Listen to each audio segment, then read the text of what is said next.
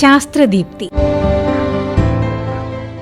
Voting മഷി. തെരഞ്ഞെടുപ്പ് നടക്കുമ്പോൾ സമ്മതിദായകന്റെ കൈവിരലിൽ പുരട്ടുന്ന ഒരു പ്രത്യേകതരം മഷിയാണ് വോട്ടിംഗ് മഷി. ഇതിനെ ഇലക്ടോറൽ ഇങ്ക് എന്നും ഫോസ്ഫോറിക് ഇങ്ക് എന്നുമൊക്കെ പറയാറുണ്ട്. കുറഞ്ഞത് 20 ദിവസത്തേക്കെങ്കിലും ഈ മഷി കൊണ്ടുള്ള അടയാളം മായാതെ നിൽക്കുന്നതിനാൽ ഒരാളെ ഒന്നിലധികം വോട്ടുകൾ ചെയ്യുന്നതിൽ നിന്ന് തടയുവാൻ ഇത് സഹായകമാവുന്നു. മഷി പുരട്ടുന്ന ഈ സമ്പ്രദായം 1962 മുതലാണ് ആരംഭിച്ചത്. കർണാടക സർക്കാരിന്റെ നിയന്ത്രണത്തിൽ പ്രവർത്തിക്കുന്ന Mysore paints and varnish limited എന്ന സ്ഥാപനത്തിനാണ് ഈ മഷി നിർമ്മിക്കാനുള്ള അനുമതിയുള്ളത്. Council of scientific and industrial research national physical laboratory വികസിപ്പിച്ചെടുത്ത ഒരു ഫോർമുലയാണ് ഈ മഷിയുടെ നിർമ്മാണത്തിൽ ഉപയോഗപ്പെടുത്തിയിട്ടുള്ളത്.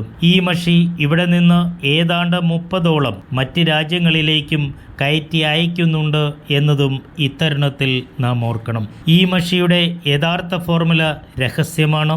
സിൽവർ നൈട്രേറ്റ് ആണ് വോട്ടിംഗ് മഷിയിലെ പ്രധാന ഘടകം. അടയാളം നീണ്ടു നിൽക്കേണ്ട സമയപരിധിക്കനുസരിച്ച് മഷിയിൽ 10 മുതൽ 18% വരെ സിൽവർ നൈട്രേറ്റ് കാണപ്പെടാം. സാധാരണ വെള്ളത്തിലാണ് ലായനി തയ്യാറാക്കുന്നതെങ്കിലും പെട്ടെന്ന് ഉണങ്ങാൻ വേണ്ടി ആൽക്കഹോളുകളെയും ഉപയോഗപ്പെടുത്താറുണ്ട്.